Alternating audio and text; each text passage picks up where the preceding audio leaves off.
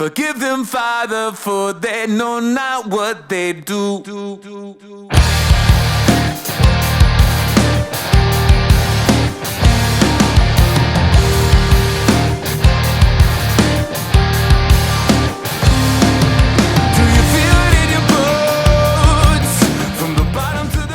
What is up?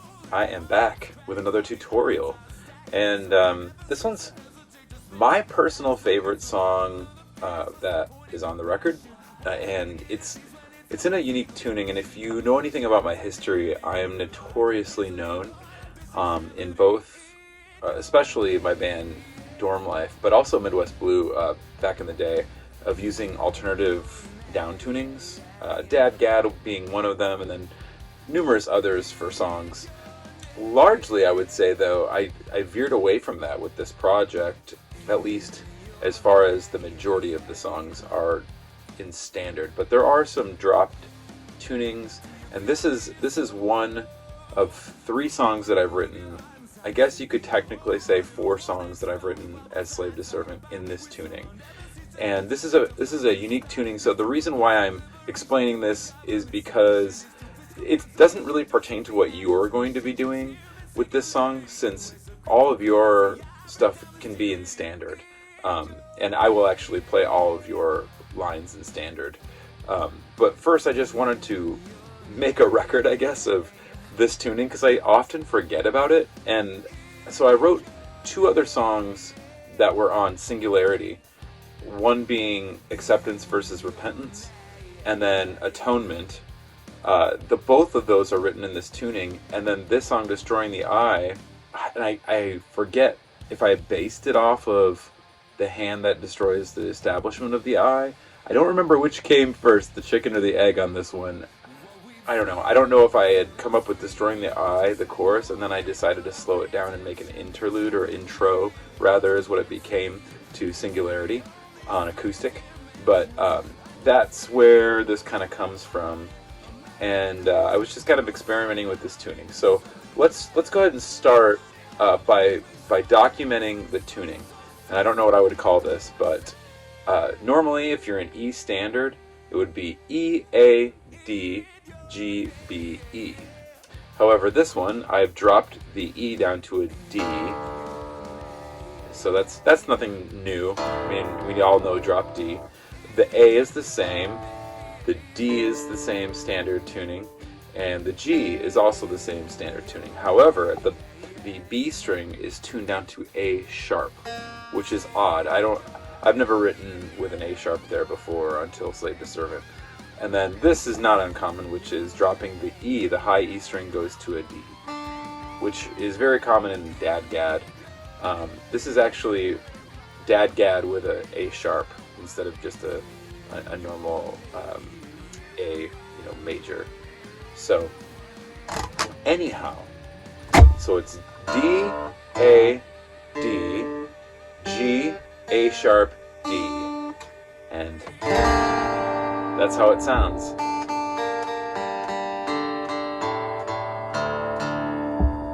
And we will just kind of real quick for the record, that intro on Singularity, called The Hand That Destroys the Establishment of the Eye, that's played like this.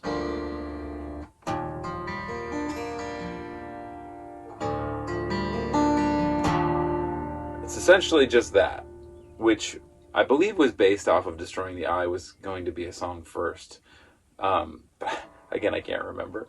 So anyway, that's not really that important, but I just want to show you the structure of the song with the rhythm guitar, and then I will start breaking down the leads and documenting where everything happens, like I normally have. So, the song's like, forgive them, Father, for they know not what they do.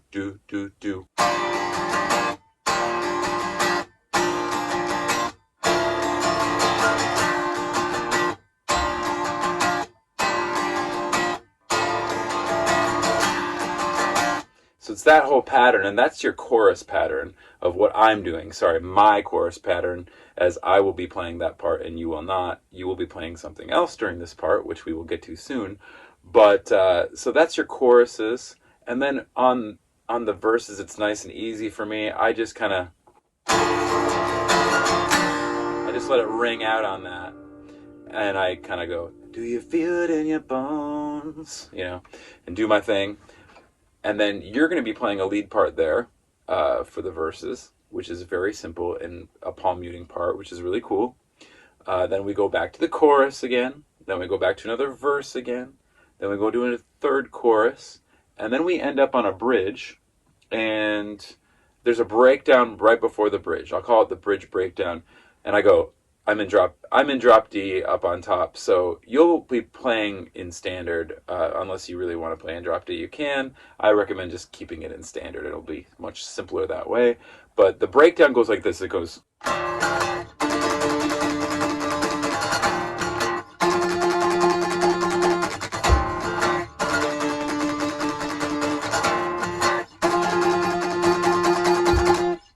And then it breaks in, after doing that, it breaks into the actual bridge, which is this positioning here, which I believe I used in Atonement. I think that chord is maybe the last song, or the last chord in Atonement on how the song ends. At least it sounds that way. But anyway, I go here, I go, with this positioning, I think I use it the whole time. It goes, what we feel, it set us free. Just one moment of redemption, something big, eternity. These 3 dimensions, I can feel it in my body, a metaphysical tsunami, something better than I could ever wish for. Every soul so systematically enslaved. And that's it. And then it goes back to the chorus. In your name.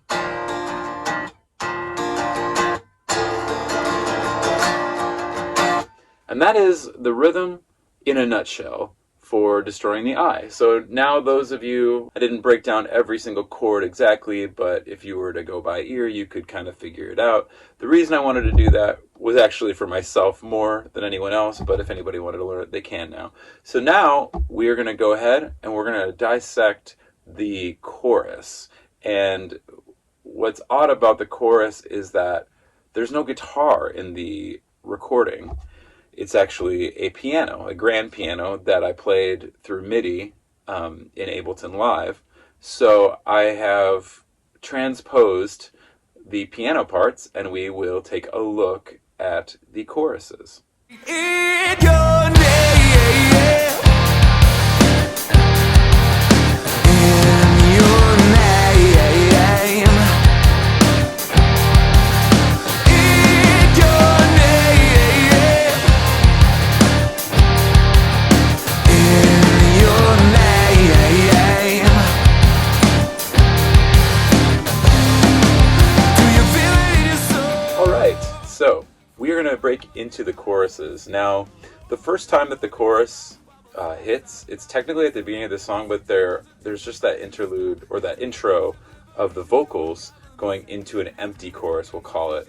There are no vocals going in your name, over those first 4 bars, if you will, or whatever. It's just letting the piano kind of go with the music and set in before the first verse hits. But I will technically call it a chorus. We'll call it chorus 1, even though there are no vocals, just because it's the exact same part that's played during the choruses, with all the same instrumentation and layering. Okay, so since, like I said before, this is played with a piano, we're going to do two versions here. We're going to do a basic version of just letting the notes ring. I think they would kind of be the main notes that I played, including like the bass notes, while there was like a higher piano part going on that was that was more active. There were a little more notes being played. I will break down both parts since they overlap, but there's no physical way to pull off playing both. So I will let you decide what you end up wanting to do, what's more fun for you to do. So forgive me for making such a long explanation of this part, but I just want to be thorough for whoever learns this part and make sure, if they want to be an overachiever, they can, and they can play the more busy part on every other riff, or they can just keep it simple and play the notes that just kind of ring out at the same duration. So, let's get into it. Now, what happens with the piano line, I guess it kind of starts around the time of 5 seconds into the song is when everything kind of hits. And you'll come in probably at I think 7 seconds is when the piano drops. It's like boom, bum, bum, so it kind of echoes in or comes in on the offbeat. So what you will play is this. That's the first part. And then you'll play another part after it, and then you'll play this part again. It just alternates. And then you'll play another part, and then come back to it. This is the consistent line, then another part, and then now back to this part. And then another part. And then you'll go into the verse. So I just want to reiterate that's the consistent one. So we'll break this down real quick. Your pinky finger starts off on the high E string on the 13th fret, and then you move up one. I use the ring finger to stay on the 13th fret but go to the B string, and then I use my pointer finger on the high E string on the 10th fret, and then I bring my middle finger back up to the G string on the 12th fret. So it's those 4 notes.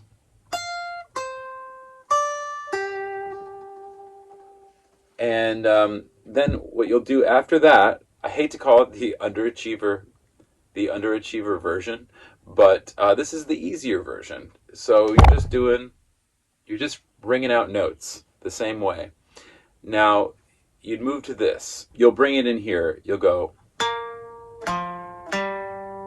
You can either use your ring finger or your pinky finger, whatever works for you. I think I'm using my ring finger. I go 13th fret A string with my ring finger. And then I use my middle finger above it on the 13th fret at the low E string. And that's, like I said, 13th fret. And then I move my pointer finger onto the A string, 10th fret. So 10th fret of the A string pointer. So it'd be like.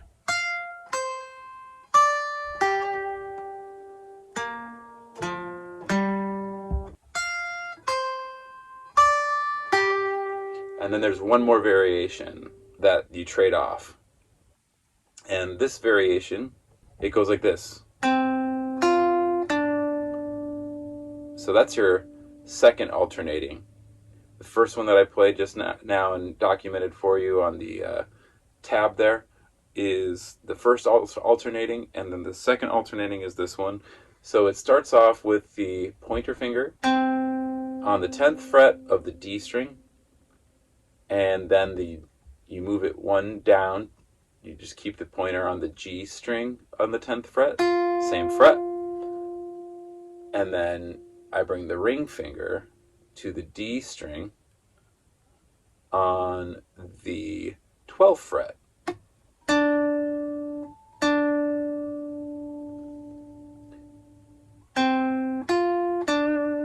So that's the line. It's really easy. These are just 3 notes, each of these. So I will play it all the way through. Here we go.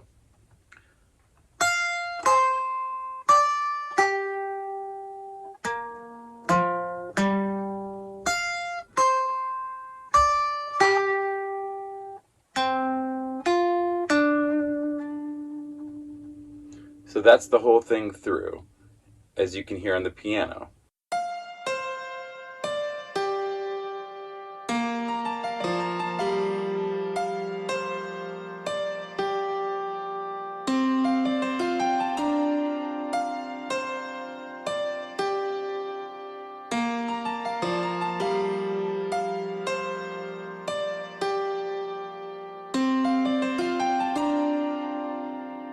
Now what I'm going to do is, instead of playing the two alternating 3-note lines, I'm going to play the more complex lines that are being played on the piano over that, since there are two hands being used.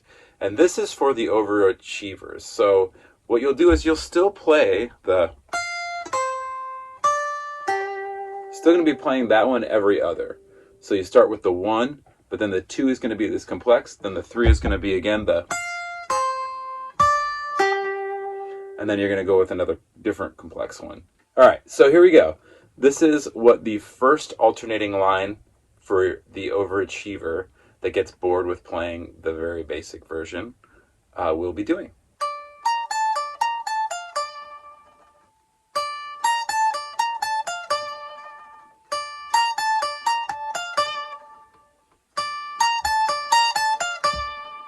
So that's the first one.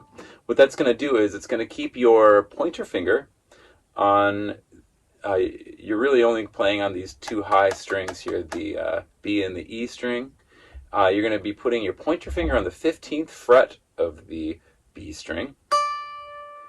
And then you're going to use your pinky and you're going to put that on the 18th fret of the high E string, and then you're going to use your ring finger a half step down to the 17th fret of the E string, ring finger that is, and then you come back up to the pointer finger on the B again, and then again do the same, it's the same thing, 18th pinky on the high E string, and then 17th ring finger,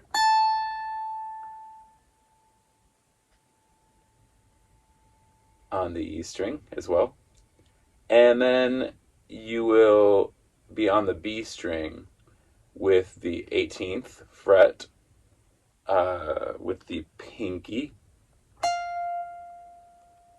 and then back to the 15th with the pointer where you started on the B string. So it's relatively easy. We'll just pick that really slow here.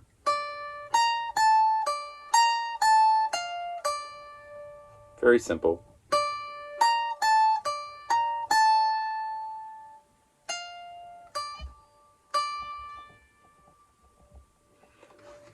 So that's your first one. You'll go from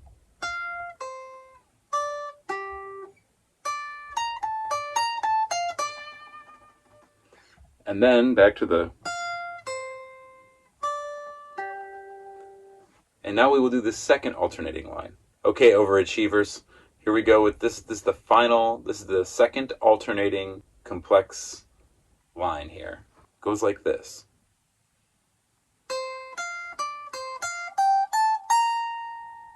Pretty simple.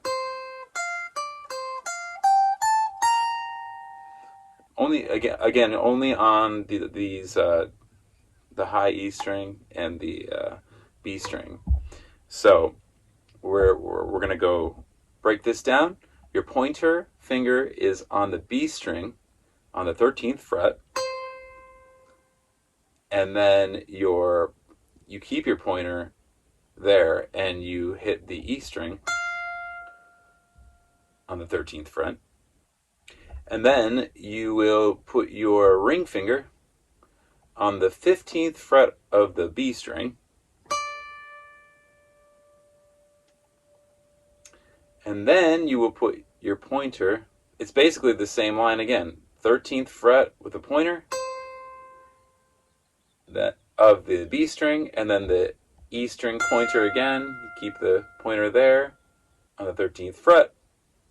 And then your ring finger now will move up on the E string, and you will remain on the E string. Your ring finger will go onto the 15th fret.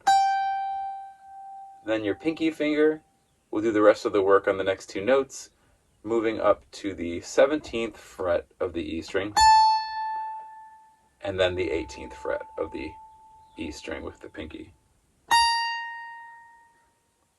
So we'll play that one real slow.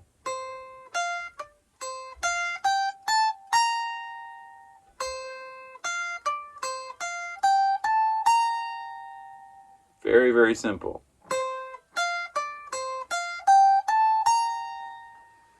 Again, once you memorize it, it should be easy. So yeah, that's the final component for you overachievers. Will be that line, adding it into the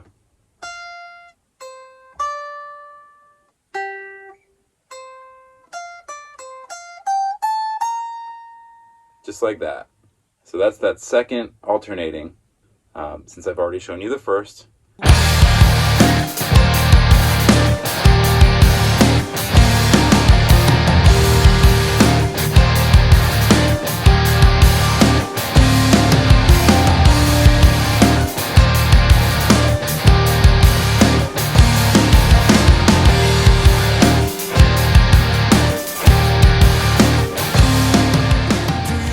Hey, I also need to mention, before we break into the next part, the choruses, real quick. There are, I would call them a total of 4 choruses. The last one being an extended chorus, being double the length. So the first chorus, where you're going to be playing those lines that we just went through, goes from about 5 seconds in the song to 29 seconds in the song. Then the second chorus will start at about 52 seconds in the song to 1 minute and 17 seconds in the song. And then the third chorus will start at about 1 minute and 40 seconds in the song and will end at about 2 minutes and 4 seconds in the song. And then for the final chorus, I'm gonna divide that up. So technically the chorus will go, the fourth chorus will go from about 2 minutes and 45 seconds till the end of the song. But we're going to divide that up between 4A and 4B. Now, 4A is the normal duration and length, because you'll be playing the same exact line these 4 times. And that will, again, start at 2 minutes and 45 seconds, and then end at about 3 minutes and 8 seconds. And then you will get into what I'm going to call chorus 4B, which you will, more than likely, if you are an overachiever, you will be playing Kenny's solo, which goes over that next, it's a double. It's double the length. It's the same length that you just played, but now you're going to be playing Kenny's solo if you're on lead guitar. And that goes from about 3 minutes and 9 seconds till the end of the song and rings out. I won't get into Kenny's solo yet, but we will cover Kenny's solo at the very end in brief. So anyway, let us go ahead and we will break into the verses of Destroying the Eye here. Do you feel it in your bones? From the bottom to the top, inside you taking control. In a world that's cracked while the odds are stacked, we somehow never cease to hesitate to spit our backs. When it's survival of the fittest, what's the point in compassion? Why even get a seize when it's a hospital cash? In evolution as identity, gorilla-like propensity, lord of this extremity. Alright, so with the exception of Kenny's solo at the end, I'm going to tell you right now, the rest of these parts are really simple to this song. There's not that much guitar work going on, and what guitar work is going on is very, very simplistic. So you will find this very easy. And this part right here is I'm gonna call this the verse palm muting riff, and this happens twice in the song because there's 2 verses, and it happens while I just let my guitar ring out on the last chord, and you come right in. And what happens here is I'm going to demonstrate it, and then we're going to break down the notes themselves on the fretboard. So here we go. It goes.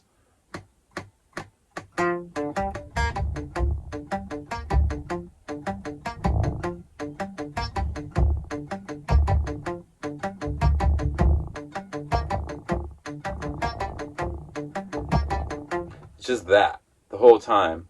So simple. So let's go ahead and we will break down the note by note fretboard here. So you're going to start with your pointer finger on the 3rd fret of the D string. Then you're going to hit an open string on the D string. Then you are going to put your ring finger on the 5th fret of the D string. Then you are going to hit the D string open again. Then you are going to put your pointer finger on the 3rd fret of the G string. And then you are going to hit the G string open. And then finally come back to the D string open. Alright, so let's go make sense of that. I'm going to play it a little bit slower this time. So we'll go at a little slower of a pace here. So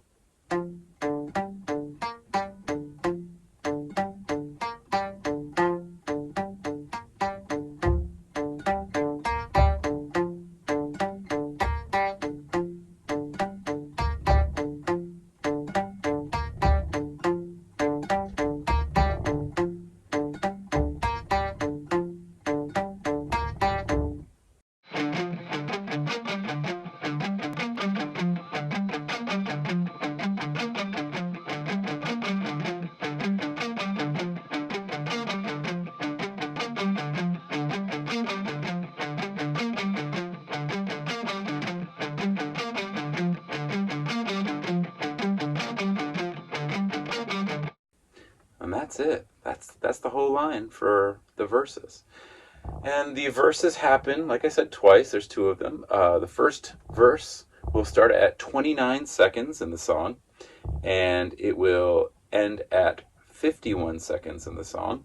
Then the second verse, you'll be playing this part at 1 minute and 17 seconds, where it will start, and then it will finish at 1 minute and 39 seconds. So, on to the next part.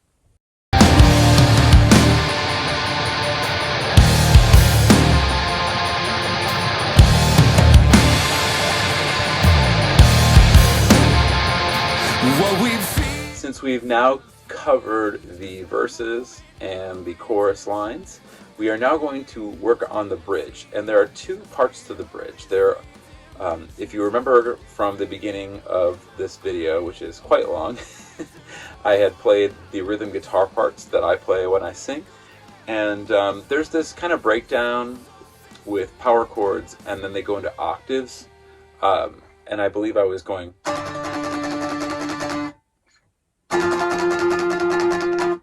So when that part happens, I'm going to call that the bridge breakdown. You will not have to play the ba-da-da. You just need to play the octaves. And so since I'll be playing those 2, you're going to just be harmonizing with mine. And so you are going to be playing these 2 octaves, which the first one is the same one that I play the second time. So this one harmonizes really nice with my first one. It goes...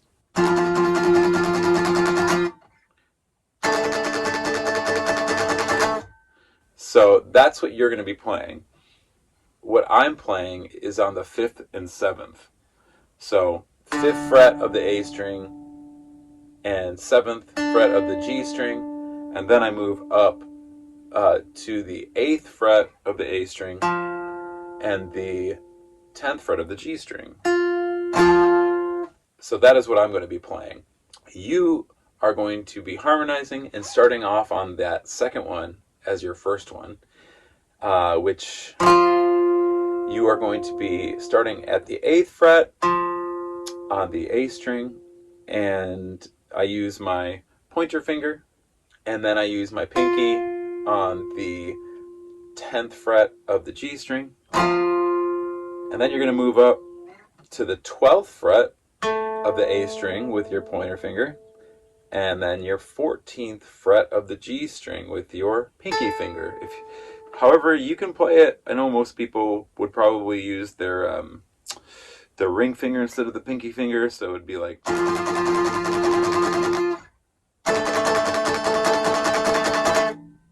So you can do whatever you want there, but I'm going to go ahead and play the stem here for you so that you can hear what you're playing, or what we're playing together, rather. but just remember that you are doing the higher harmonies of the octaves.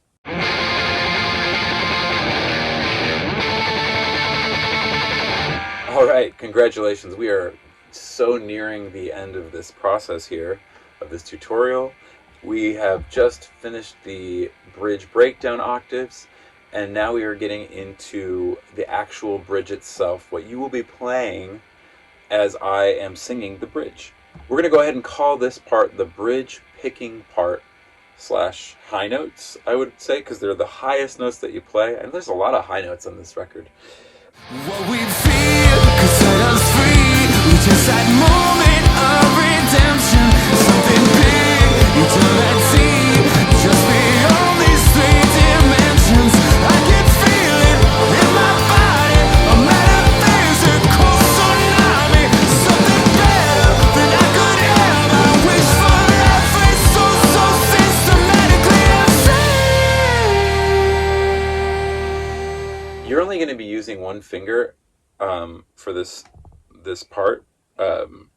It would actually sound really cool with a slide, but you don't need that. I didn't use that. I think I used my pointer finger in the studio, but right now I'm playing again on this acoustic, and I only have a limited amount of space. Even with this cutoff, I don't have the proper amount of frets. So I have to go. I'm one short, as I've been running into this same issue on a lot of the other songs. But unfortunately, I don't have my electric guitar with me. It is in another state in storage at the moment, so have to do what I have to do here using my acoustic. So you're going to be on the B and the high E string the whole time. And your pattern, I'm just going to go ahead and show you the pattern that you're going to be playing with the pick. So it goes do da do da do do da do da do do da do da do do da do da do. I know that's like not a musical theoretical language at all, but you'll be playing 1 on the B string, 2 on the E string, 3 on the B string, 4 on the E string, and then 5 on the E string. So it just alternates. It's like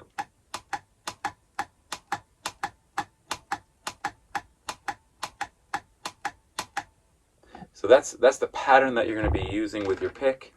And let's go ahead and get down to what you're going to be playing. You're going to be barring these 2 strings here, like I said, the B and the E, and you're going to be all the way up to the 22nd fret. So let's just say that you're using your pointer finger. I'm using right now my ring finger. I guess it doesn't matter. I'll put one or the other. But here I am currently with my ring finger on the 22nd fret. So you start there, 22nd fret, and then you're going to bring it all the way to the 15th fret.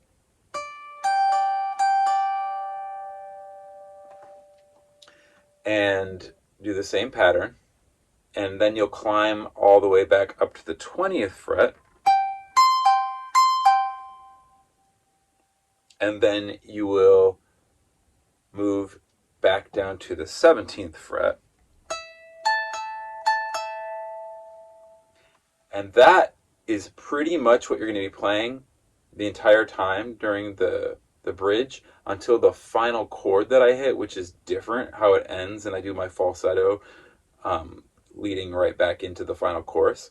So we'll just go through this part, and then we'll end. I'll show you how it ends with one different barring and positioning on the 18th fret, actually. So here we go.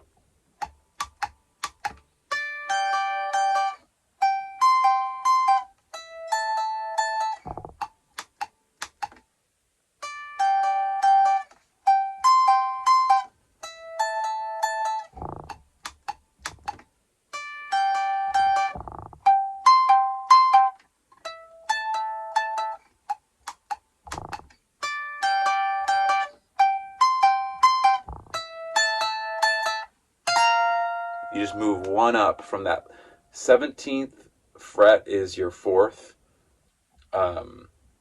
positioning, and so you'll have a 5th position on the final note, the final chord that I hit there when I do the falsetto.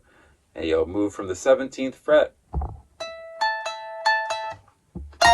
and you just hit it one time with your pick. The B and the E string together barred.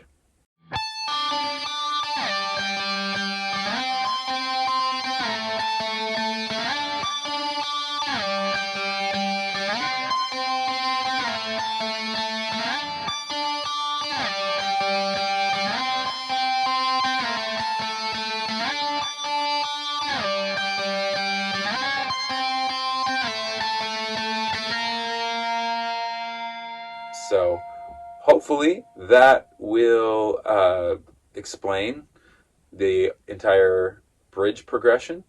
I don't think there are any other parts that I need to teach you in the song. You should be well equipped now if you study this and play along to the stems that I have on the website, or just along to this video, or play along to the record after watching the video. That works too. Also, just wanted to mention for the bridge breakdown octaves start at 2 minutes and 5 seconds and then end at 2 minutes and 16 seconds. This last part that I just taught you starts at 2 minutes and 17 seconds and then ends at 2 minutes and 44 seconds. That is the bridge picking part with high notes, if you will. Now, I just want to leave you with one last thing. I would like to just document Kenny's solo here. I think I have about 2 takes in the studio of him playing over the final, we're going to call that chorus 4B, which is the doubling of the chorus, where he just comes in over the whole song on the last, I guess, 4 bars that would be, or 4 times through the progression, if you will. So at 4B, he will play from 3 minutes and 9 seconds to the end of the song. And unfortunately, I don't think I actually got the take that made the record on video at all. Actually, I'm positive that I didn't. And the thing is that Ken was kind of improvising each time and coming up with this stuff, and I kind of let him just flow. He knew what I kind of wanted, and he was being such a good sport, because Ken really likes to play a lot of pentatonic blues stuff, and I'm more of a jazz guy, or at least my ear is more into jazz and different weird styles than blues. And so he was such a good friend and came in and helped me out. And so the 2 that I'm going to play you right now aren't the exact versions, but you'll get an idea of where he was on the fretboard and what he was doing. And some of the lines are the same. Some of them are played at different parts, maybe a little later, but you can kind of get an idea of where he's playing. And then I will play you the stem of this part as well as the recording itself. So I hope that this helps you.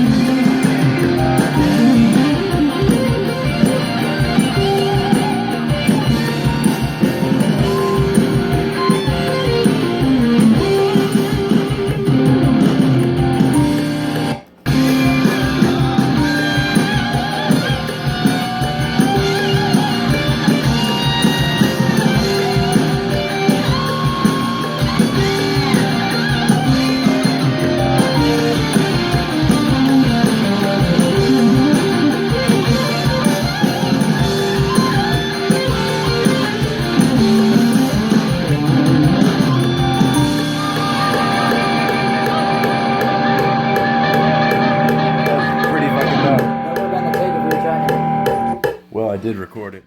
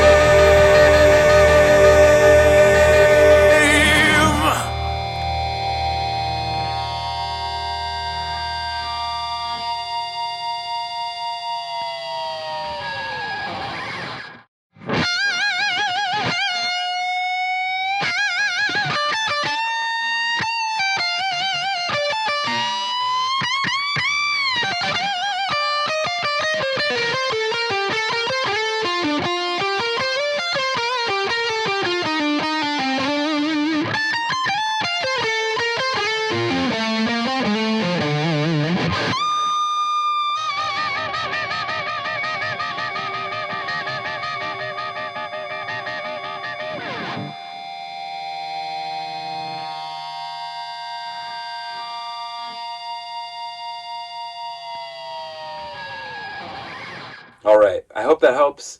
Thank you for taking your time to learn Destroying the Eye. This is my favorite song on Escape Babylon. One of my favorite songs that I think I've ever written. There's something so simple about it, and yet it's just, I just love it so much. I don't know what it is exactly. And I especially love what Ken brought at the end there. So I hope that you can dissect it and try to pick it out by ear and learn it. I will at some point do my best to get Ken on film and break down and dissect and teach his solos for this record. But until I get a chance to do that, just have to stick with these videos that I'm putting together myself here. Once again, I'll be back soon with another tutorial, and thank you for learning my songs.